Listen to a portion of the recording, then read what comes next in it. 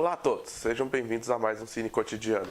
E nessa última semana de outubro, nós comemoraremos o Halloween, ou o famoso Dia das Bruxas. Mesmo que aqui não tenha muita comemoração desse evento, nos Estados Unidos tem bastante. E é lógico que, como o tema é Dia das Bruxas e que trabalha muito com terror, eu decidi fazer um especial falando dos principais filmes de terror que influenciaram o cinema até hoje.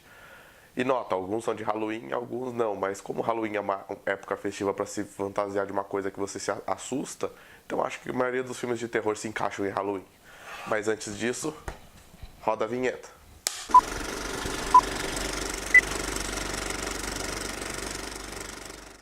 Bom, foi muito difícil isso, mas eu decidi separar 8 filmes de terror que eu acho importantes para a história do cinema e, entre eles, alguns que retratem o Halloween, a época festiva mesmo. Então, para começar, eu acredito que é melhor a gente voltar para as raízes do cinema e a gente vai avançando. E o primeiro filme que eu queria falar, que é para ter um clássico de peso nessa lista, seria Nosferatu, feito em 1922 e o principal filme do expressionismo alemão, ou um dos principais. A história do filme o filme conta a história do Conde Orloff, que na verdade é o Conde Drácula do livro, pois Nosferatu também é o vampiro, é o Drácula, só que com outro nome que na época eu acho que era direitos autorais ou eles quiseram alterar mesmo. E a história do grande vampiro sugador de sangue que todo mundo conhece.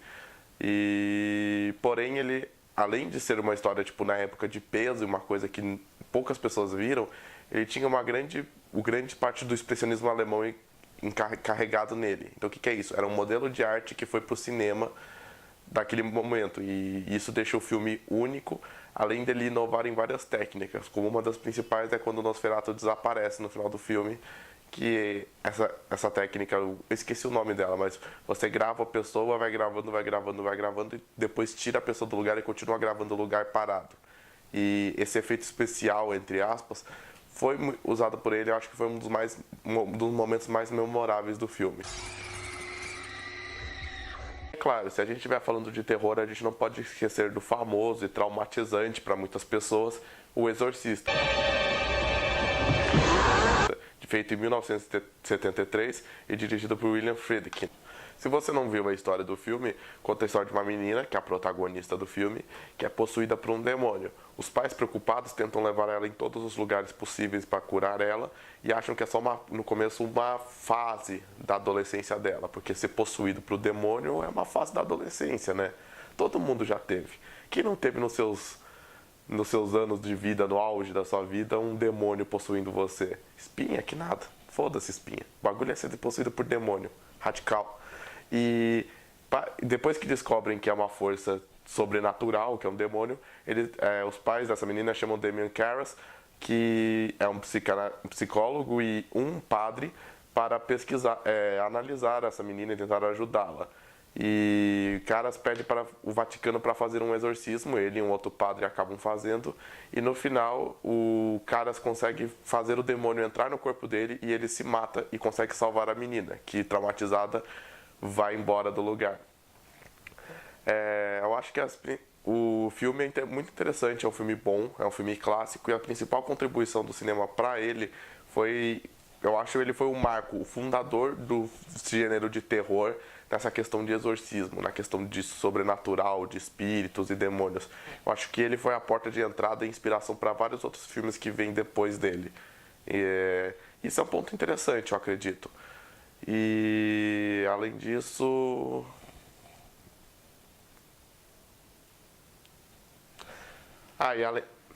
e além disso, o filme também tem várias polêmicas e intrigas macabras durante a sua produção.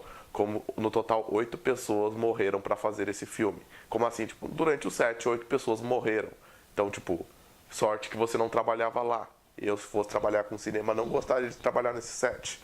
E outra coisa é que uma das cenas que a menina é possuída e cai e começa a se torcer, aquela cena aconteceu de verdade e quando eu falo de verdade, a menina se machucou de verdade e estava se contorcendo de dor. Mas eu acho que o diretor foi tão psicótico nesse momento que ele começou a gravar a agonia dela falando que estava bom. Porque realmente fica interessante, você vê a agonia da pessoa, fica mais real. Só que também a mulher estava sofrendo lá e ela queria matar o cara. Eu queria matar o cara também. Mas enfim, O Exorcista deixou seu peso pro cinema. Agora vamos falar de Halloween mesmo, Halloween, sabe? Aquela festa com as máscaras, você coloca máscara e fantasia e sai pedindo doces ou travessuras, mesmo que eu nunca tenha feito isso aqui no Brasil, mas foda-se. Então, vamos falar do filme Halloween mesmo, o filme do famoso Michael Myers, aquele assassino psicopata que você vê que usa aquela máscara que, sério, aquele filme dá medo pra caralho. Pois bem, o filme foi feito em 1980 e ele foi produzido por John Carpenter. Se você não conhece esse cara, ele é tipo um dos principais diretores, um dos principais eu não sei, mas ele é um diretor de terror de grande porte, assim, de grande peso. Ele que fez a Christine, que é o filme que eu falei no vídeo do Stephen King, foi ele que fez. E mais uma porrada de filme aqui também, não foi só esse. E a história do filme conta a história de Michael Myers, que é um psicopata que acaba sendo internado por 15 anos numa prisão, um sanatório, e depois desses 15 anos ele acaba fugindo. Ele foi preso nesses 15 anos porque ele matou a própria irmã dele e tiveram que prender ele, não tem muita história nisso. E ele decide voltar para sua cidade natal para continuar uma onda de crimes, matando todo mundo como um psicopata que ele é, usando uma máscara que, sinceramente, você já é pior. Um serial killer já é ruim, normal você vender ele e matar todo mundo. Agora você coloca uma máscara que você não consegue ver a expressão dele, piorou tudo. E se você tá pensando a mesma coisa que eu, sim, esse carinha aí que você tá pensando aqui, que eu já falei de máscara, vai aparecer no vídeo daqui a pouco. A principal contribuição desse filme, de mais um outro que eu vou falar, é que ele foi o principal filme slasher da época, tipo, o que consolidou o slasher. Então, tipo, o que é slasher? É um subgênero do terror que retrata serial killers e mortes em sequência. Então, tipo, um filme que sai matando todo mundo, você mata todo mundo e é de terror. Isso é um slasher e Halloween foi o primeiro, pelo menos, foi um dos principais filmes para esse subgênero de terror se destacar durante os filmes. E se eu falei de Michael Myers pra você e você ficou na cabeça com um cara que mata todo mundo e usa uma máscara e você pensou que esse cara era o Jason, você não está enganado, ele aparece aqui e aparece agora com o seu primeiro filme, porque esse cara tem uma porrada de filme também, eu acho que a maioria não presta na minha opinião, eu só gosto do primeiro, que é o Sexta-feira 13, foi produzido em 1980 por Sean Cunningham. E a história dele é a história do acampamento Crystal Lake. Era um acampamento que, primeira parte dessa história, podemos dizer assim, tem um menino, que é o Jason, que acaba sendo afogado porque dois monitores de acampamento não prestaram atenção nele, estavam fazendo sexo. E aí, depois disso, o menino morre e volta como um bicho encapetado que não morre. Nota, ele não morre. Esse cara, você pode atropelar ele, jogar choque nele, bater nele, passar um facão nele, cortar a cabeça dele. Então você pode fazer tudo isso que ele não vai morrer, esse desgraçado. Então ele volta com essa versão bizarra dele, todo deformado, com uma máscara de rock e um facão. E ele decide matar todo mundo que tá fazendo sexo. Praticamente é isso. Mentira, é todo mundo que entra no acampamento mesmo.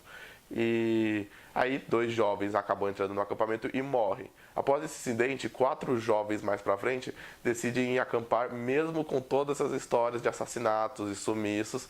E foda-se, acontece a mesma coisa, eles têm que sobreviver do Jason. O Jason vai atrás deles e eles têm que sobreviver. E o final eu não vou deixar pra vocês, que vocês vão tentar descobrir.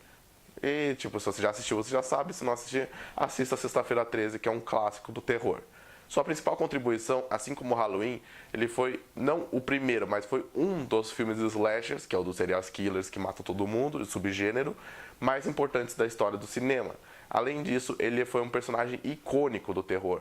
Então, tipo, o Jason e a sua máscara tem um simbolismo muito grande, tipo, a ideia já remete uma máscara de rock ao Jason. É a mesma coisa que Darth Vader, que virou um ícone da cultura pop. O Jason virou um ícone da cultura do terror. E agora vamos falar de um filme que, pelo menos o que eu conversei com as pessoas que conhecem, dividiu opiniões, que é A Bruxa de Blair. A primeira versão, porque tem a versão mais recente agora, que se eu não me engano é 2016, mas se eu tiver errado vocês me corrijam nos comentários. Pois bem, A Bruxa de Blair é a história de 4 jovens estudantes de cinema que decidem ir até uma mata de Maryland para fazer um documentário sobre a lenda da Bruxa de Blair. Tudo isso acompanhado com uma handicam, eu acho que é. É uma câmera que ele vai gravar o filme. O filme todo vai mostrar os jovens com uma câmera gravando o documentário que eles estão fazendo. E eles vão ter encontro com a bruxa e vão sumir misteriosamente.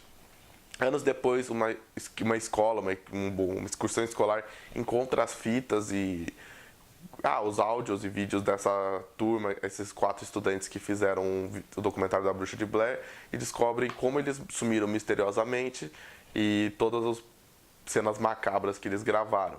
E o filme todo é passado nessa visão. O que é legal, que é a contribuição, na minha opinião, no cinema. Ele usa a famosa câmera subjetiva.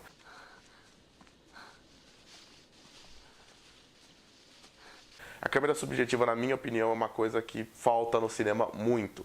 É aquela câmera que você coloca na sua cabeça, coloca no seu peito, você está gravando aqui com a mão e você vai acompanhando a gravação assim. Então, eu achei legal isso no terror, ele foi um principal de fazer isso no terror, filme, porque não tinha filmes que faziam isso e com perfeição. E esse filme, você dá uma sensação que você tá com os jovens e você vai tomar um susto com os jovens. Então é pior, porque o filme de terror normal, você sabe que tá fora, você tá vendo uma história e você parece que tá acima dessa história, na minha opinião. A Bruxa de Blair não, você tá junto com eles, você vai se assustar com eles. Eu acho que é pior ainda, na minha opinião, isso. É uma sensação mais pessoal, eu acho que você sente, mais o terror na câmera subjetiva.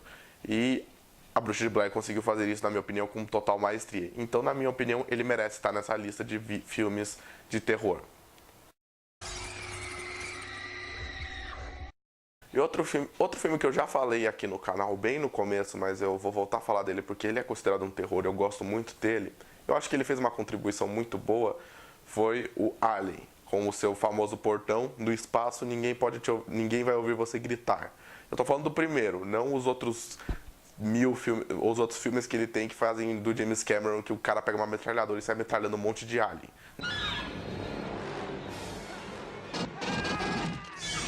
Não, tô falando do primeiro, o terrorzão. O filme feito por Ridley Scott é interessante, pois a nave a Nostromo, que é a nave principal de um cargueiro, tem que parar num planeta por um sinal de SOS, que na verdade não é um sinal de SOS, e lá eles encontram uma nave dos engenheiros, que são os principais personagens assim mais importantes da história Alien, e um dos patrulheiros da Nostromo acaba sendo infectado por um xenomorfo, um facehugger, que é aquele bicho que pula em você e bota um xenomorfo na sua barriga. E aí eles voltam para a nave para tentar salvar o amigo deles, mas ele acaba morrendo, pois o alien sai da barriga dele, como todo mundo sabe. E aí que o filme fica interessante, que é o alien foge, e ele vai crescendo cada vez mais, ele vai ficando cada vez mais perigoso, ele é a arma biológica perfeita, e ele vai caçar todo mundo, um por um. E é poucos momentos que você vê o alien, os poucos momentos já te dão medo, e você fica puto com ele porque esse bicho não morre. E é incrível a sensação que o Ridley Scott te dá num filme que tem pouca trilha sonora, é feito no espaço, e essa ideia do personagem vilão, o terror, o assassino, e ir se esgueirando e aparecer só em certos momentos.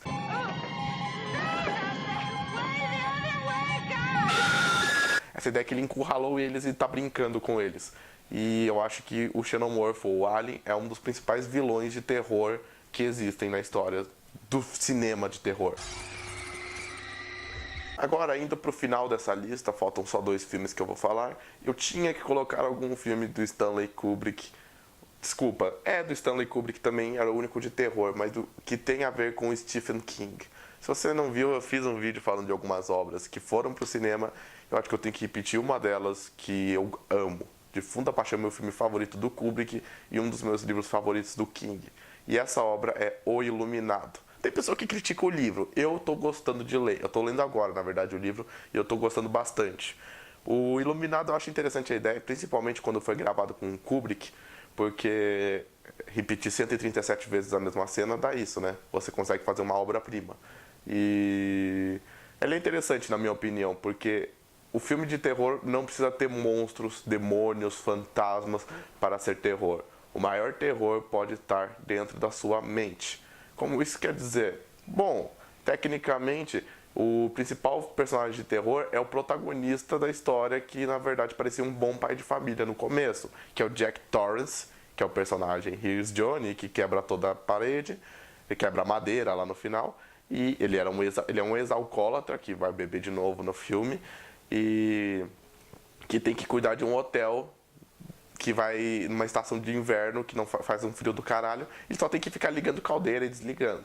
O problema é que vai ter fantasmas nesse hotel que vão tentar possuir o filho dele, que é o Danny. Porém, o Danny parece que tem uma força, ele consegue ver os fantasmas, ele consegue ver os espíritos, ele é forte contra isso. Porém, os fantasmas veem que o pai dele não é tão forte assim, por suas fraquezas com bebida alcoólica, essas coisas, e começam a fazer esquemas, brincar com ele. Até tem uma cena de um fantasma que ele fala: eu daria a minha alma por uma bebida, num pedaço que ele tá tipo desesperado para beber. You slip me a bottle of bourbon, a little glass and some ice. You can do that, can't you, Lloyd? You're not too busy, are you? No, sir. Not busy at all. E bom, aquele acaba ficando louco e ele quer matar o Danny e a mulher dele, e no final ele que morre, né? Porque eles fogem e o Danny engana o Jack e o Jack fica preso na neve e morre congelado, que é aquela cena final lá que fica paralisado.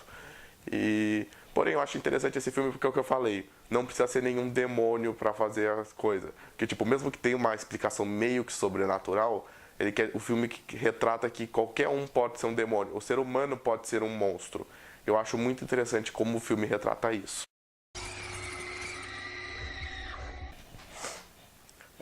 E por último, um filme que eu com certeza não poderia deixar de faltar, ele é um extra na minha opinião, é uma animação. E como animação você já deve estar pensando, Halloween, qual animação você acha que eu ia falar? Estou falando de O Estranho Mundo de Jack, aquele filme que todo mundo fala que foi dirigido pelo Tim Burton e não foi dirigido pelo Tim Burton.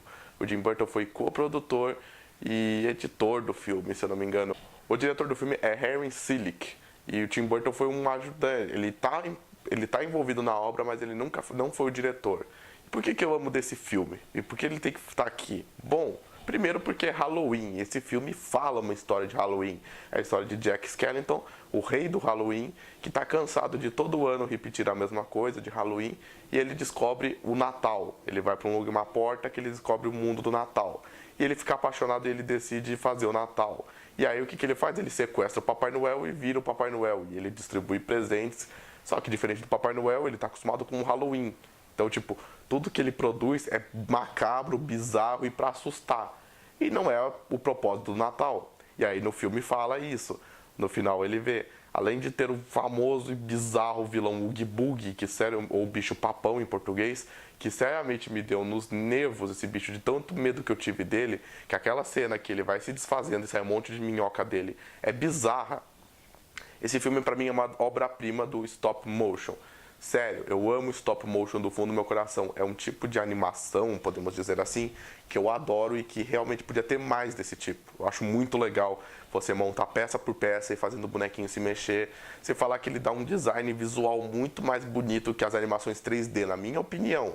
Odeio animação 3D? Não, não odeio animação 3D. Só tô falando na minha opinião que eu acho stop motion muito mais legal. Eu acho legal de ver. Mas isso aí é opinião, cada uma tem a sua. E além de retratar o Halloween e ser um filme stop motion, eu acho que a principal contribuição, na verdade, foi ser um filme stop motion, de ter... Porque assim, tem outros filmes de stop motion, mas eu acho que um dos mais famosos é O Estranho Mundo de Jack. E outra coisa é que esse filme pode até ser feito para criança. Assim, tipo, a Disney ajudou a produzir tudo. Mas eu acho que ele não é para criança. Porque aquele filme traumatiza uma criança. Dá medo de ver as coisas daquele filme. Aquele filme tem monstros, bichos se derretendo. Então, seriamente, eu não vejo aquele filme para criança. Eu comecei a gostar desse filme quando eu estava adolescente. Eu falei, nossa, que legal, que bonito a arte visual dele. Mas quando eu era criança, eu tinha medo desse filme. Todo bicho bizarro que apareceu, eu tinha medo. Eu tinha medo do Jack. Aquele bicho era do mal, na minha opinião. Então, eu acho que é uma animação que cabe mais pro público adulto do que pro público infantil. Bom, e esse foi um Cine Cotidiano falando alguns filmes de terror e de Halloween, porque tem Halloween essa semana. Bom, assim, eu sei que tem muito filme sobrando, aí a animação você vai falar, faltou Coraline, algum outro filme você vai falar que faltou. Eu sei, mas eu tive que separar alguns pro vídeo não ficar gigante e ser um especial interessante pra vocês. Então, eu acabei escolhendo entre esses 8 filmes. Se vocês gostaram, não se esqueçam de se inscrever no nosso canal, curtam nossa página no Facebook, nos sigam no Instagram, nós temos a rede social do História e... Não se esqueçam de acompanhar nosso vídeo, se inscreva no sininho do canal para poder receber todos os vídeos que a gente está fazendo. Eu pretendo nessa semana, junto com esse vídeo, fazer o vídeo de Thor Ragnarok, se for possível, que vai lançar no cinema. E até a próxima, pessoal, e feliz Dia das Bruxas!